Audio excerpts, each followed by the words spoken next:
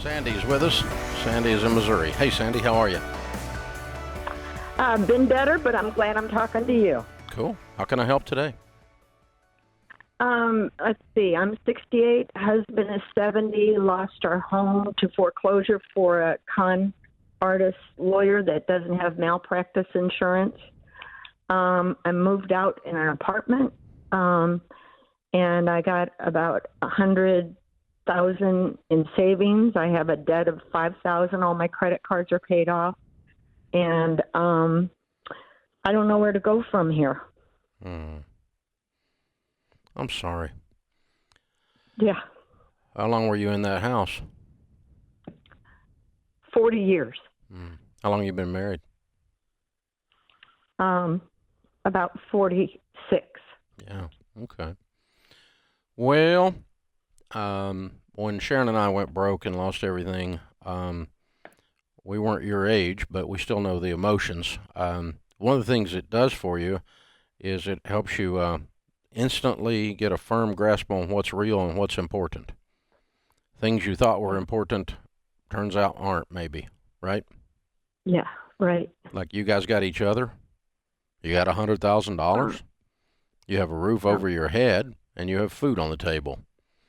Right. Your heart is broken, and you're pretty pissed off, and I don't blame you for both.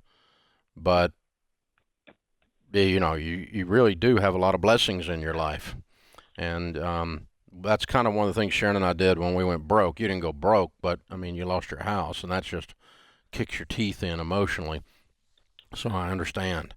So what would I do from here? 68 and 70, you said, right? Yes. Okay. Are either one of you earning an income? We both are. Oh, are you? Okay. So what's your household income?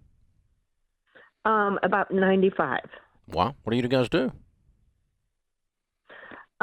Well, my husband's in customer service, and then I have my own business that I work part-time out of my home. Mm-hmm. Okay. So you guys are doing And then well. we have a pension that brings in 48. Oh, okay. All right. So 48 is the pension, and then you're earning another 50 or so. Right. Yeah. Well, that's pretty cool. That's a nice number. I didn't expect to hear. So that's good. All right. So we got $100,000 a year income. We got $100,000 in the bank. We got $5,000 in debt, and we're starting over on housing. Right? Right. Okay. Well, let's see. If I were going to walk you up our baby steps, I would set aside a percentage of this $100,000 as your emergency fund, 3 to 6 months of expenses. I would allocate some of the rest of it to a down payment on a modest home that you could get paid off really fast. So you live in where in Missouri? In St. Louis. St. Louis area. Okay. Yeah, Chesterfield. Okay. So now that your life has been readjusted to an apartment, what is a modest house price? Well, I mean, I don't know, because of the legal procedures, I don't know if we have to wait 3 years for foreclosure or whether there's no history there of the foreclosure because it wasn't done properly. So I don't know if I can go buy a house next year when this lease is up in June, or if... What was owed on your home? What was your owed on your home that was foreclosed? $245. Okay. And what was it worth?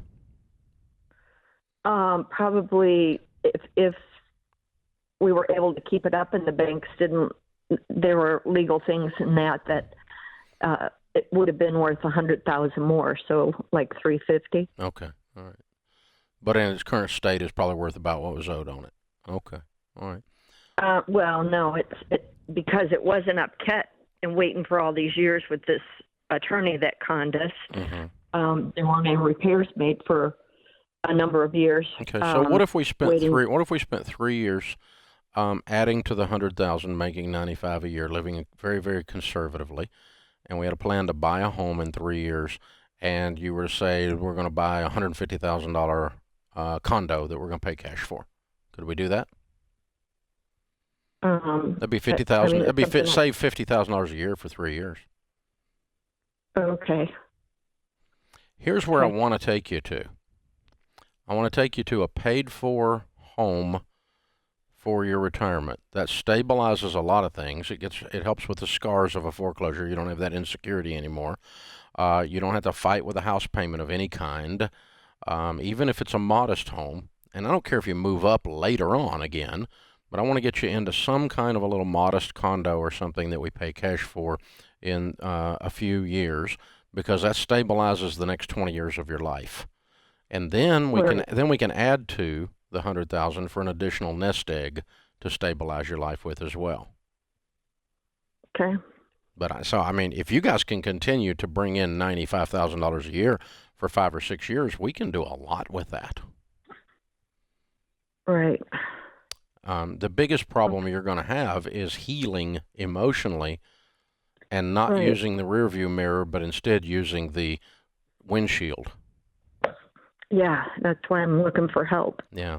It's just when you get mad and you get hurt, you can spend all your time looking in the rearview mirror. And sometimes that even becomes bitterness, and none of those things are going to be productive for your future. If you had a clean heart and hadn't had your teeth kicked in, and you just called me up and said, I make $95,000 a year, I have $100,000, what will we do? It's a lot easier to run that math out forward because you're not looking back and you're not mad about this lawyer.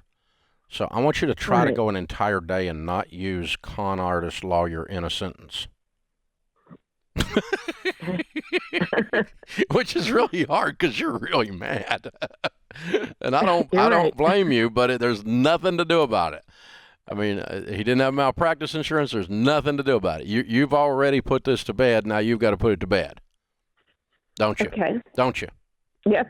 Yeah. I know you're hurting, honey. I know your heart's broken, but it's okay. Life does not consist of the house we live in.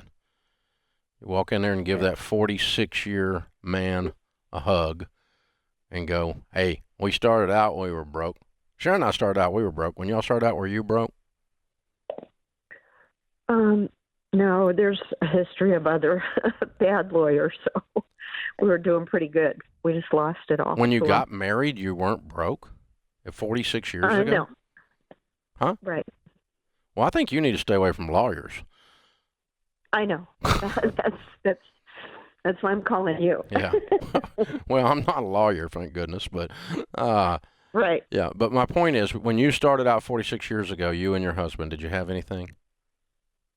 I mean, we were in an apartment with, were broke. $30,000. Yeah. Sharon and I started out in an apartment eating off a card table. We didn't have any money. Here we sit 38 years later, blessed, and here you sit 46 years later, blessed. Lots of people don't have it. They don't get to finish the story with the person they started with. And you're getting to finish the story with the person you started with. Story's not done yet. Turn the page. Let's move to another chapter. That last chapter sucked. It's got to get better in the next chapter.